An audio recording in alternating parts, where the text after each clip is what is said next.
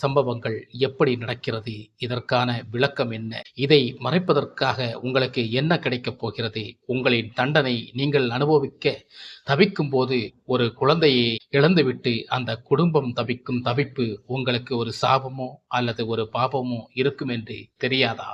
ஆனால் அப்படி தெரிந்த வண்ணத்தில் இருக்கும் உங்களுடைய நினப்புகள் இப்படி எதிர்பாராமல் நடக்கும் சில சம்பவங்களை நீங்கள் மறைக்க பார்ப்பதற்கு நிறைய ஆதாரங்கள் இருக்கிறது.